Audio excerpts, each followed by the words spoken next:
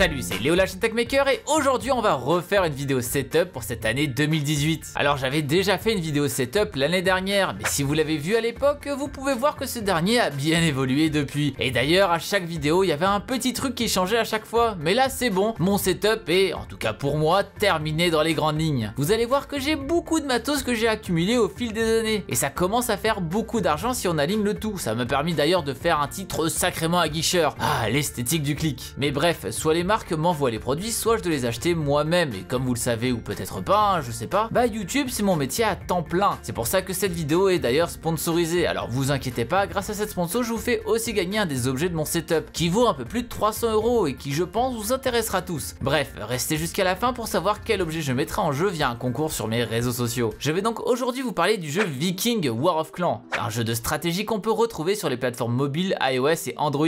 Ce dernier s'inspire pas mal des fameux RTS qu'on pouvait trouver dans les années 90 sur PC, qui manquent d'ailleurs cruellement aujourd'hui si vous voulez mon avis. Il n'y a plus que les Battle Royale maintenant pour les jeunes. Ce qui est intéressant avec ce jeu, c'est que la communauté est déjà énorme, il y a plus de 20 millions de joueurs et c'est bien pratique car ça vous permet de créer des alliances avec vos meilleurs compagnons, pour ainsi piller les ressources de vos pires ennemis, tout ça autour d'événements réguliers. Bref, vous pouvez télécharger gratuitement le jeu dans la description, que ce soit sur iOS ou Android.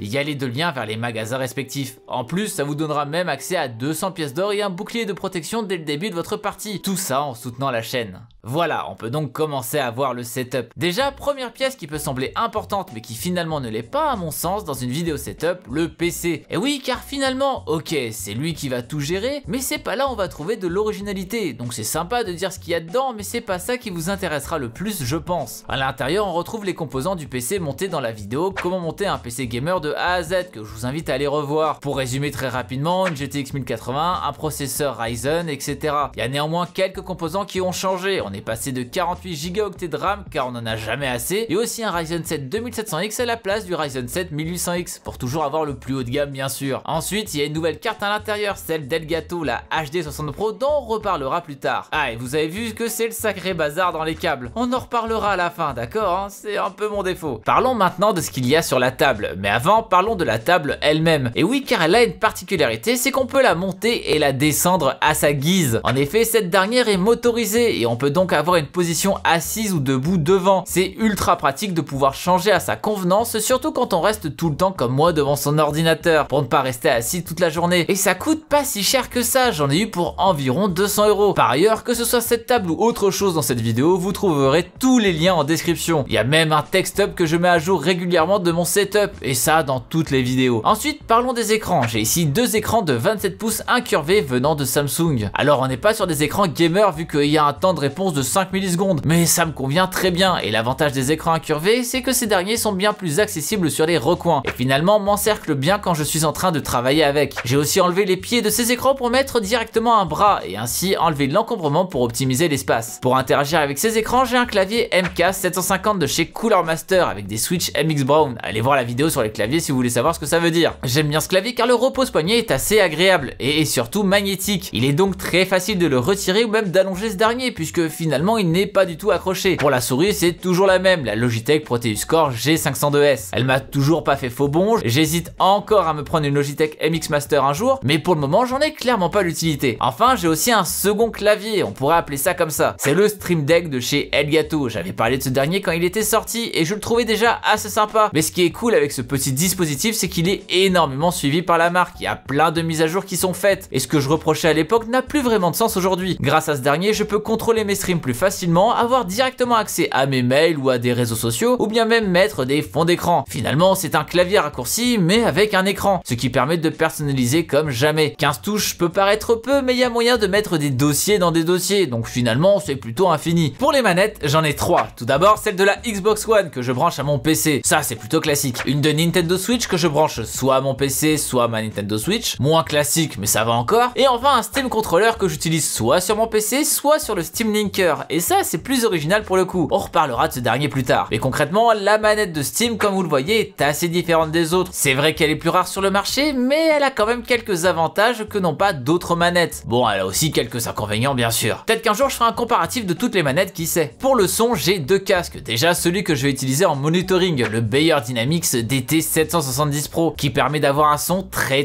propre, mais aussi le Bose QC35, qui lui de son côté me permet de me débarrasser du fil grâce au Bluetooth, mais aussi d'atténuer le bruit ambiant, et donc d'être dans le calme. J'ai aussi des haut-parleurs qui sont tout récents, les Logitech G560. Ces derniers envoient bien déjà niveau son, et ont aussi des lumières dessus pour rendre le setup plus vivant. Ces derniers sont même Light Sync, ce qui leur permet de suivre les couleurs de l'écran directement. Pour le micro, c'est un Rode NT1A, le même que l'année dernière. Finalement, ce qui change, c'est que la perche que j'utilise, le Rode PSA1 Boom, se situe derrière l'écran et plus à côté de moi. Et c'est clairement plus pratique. Tout ça est bien sûr toujours relié à une Behringer Xenix 302 USB. Pour la webcam, on est de retour sur Logitech avec la Logitech Brio, qui permet carrément de stream en 4K. Bon, personnellement, j'utilise surtout pour faire du 1080p et 60 fps. Vous savez que j'adore quand c'est fluide. J'ai beaucoup parlé d'une Switch, et bien la voilà. Bon, y a pas grand chose de particulier à dire dessus, si ce n'est qu'elle est branchée sur le PC et non sur la télé. Et oui, j'utilise donc le HD 60 Pro de chez Elgato dont j'ai parlé plus tôt, qui se trouve à l'intérieur de mon PC, pour pouvoir restream directement l'image de la Nintendo Switch dessus. Je peux donc très facilement capturer l'image si je dois en avoir une utilisation en vidéo, mais je peux aussi jouer directement à ma Switch sur mon PC, et donc enfin jouer à des jeux exclusifs à la console, comme The Binding of Isaac ou Hunter the Gungeon bien évidemment. Ah, et pour finir sur ce qu'il y a sur la table, comme vous l'avez vu, il y a aussi mon Chibi cassé qui s'y trouve. Ouais,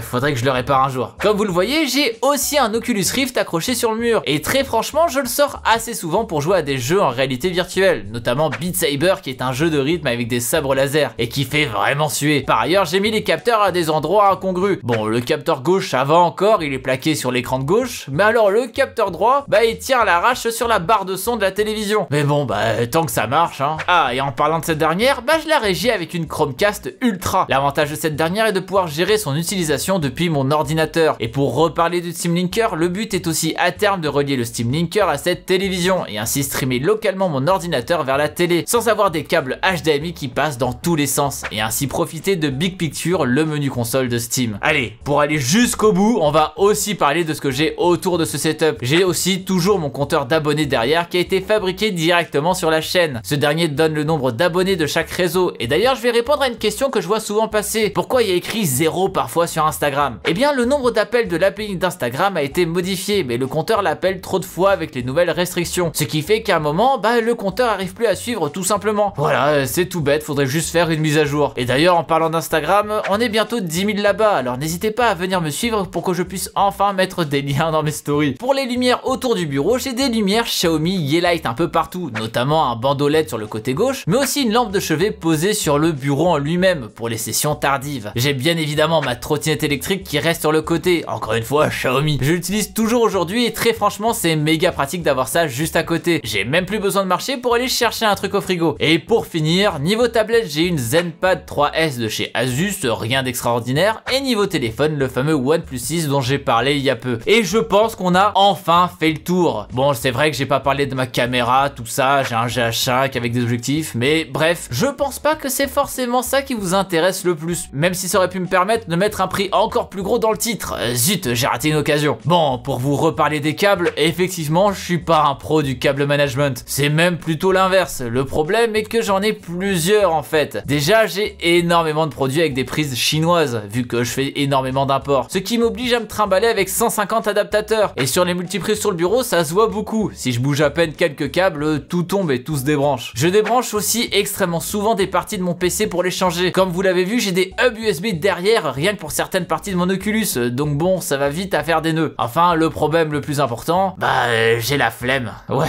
c'est tout. En réalité, il y aurait moyen de faire du câble management avec ce que j'ai ici, mais faudrait que j'en dédie une vidéo, donc pourquoi pas dans le futur si ça vous botte. Mais n'empêche que je pense avoir montré un setup qui est assez sympa pour une pièce qui n'est pas forcément très grande. En effet, on peut avoir l'impression que c'est assez grand en vidéo, mais finalement, cette pièce regroupe mon ordinateur, mon piano, mon canapé, mes vêtements, mon lit et l'endroit où je peux écrire. Donc il y a tout ici. C'est juste une histoire d'optimisation de place au final, et il n'y a donc pas besoin d'avoir un 70 mètres carrés. Et j'oubliais, j'avais dit que je faisais un concours sur cette vidéo. Vous avez deviné quelle partie de mon setup je faisais gagner? Eh bien, tout simplement la Nintendo Switch. Et bien sûr, j'en fais gagner une neuve, hein, je fais pas gagner celle du setup. Pour participer, bah c'est très simple, il suffit d'aller sur mon Twitter, de me suivre dessus et de RT le tweet du concours. Vous avez quelques semaines pour participer, alors n'hésitez pas. En tout cas, voilà, j'ai enfin fait cette vidéo setup pour l'année 2018. Alors vous avez découvert quel objet dans mon setup que vous adoriez voir dans le vôtre? Et qu'est-ce que vous verriez comme amélioration encore? N'hésitez pas à me dire tout ça en commentaire. Par ailleurs, j'aimerais aussi faire d'autres vidéos setup mais plus particulières. Par exemple, vous présenter tous mes produits Xiaomi. Et ça va très loin. Je vous ai parlé des lumières, mais j'ai aussi acheté des toilettes, hein, ainsi qu'une bouilloire et des cubes et une trottinette et un sac.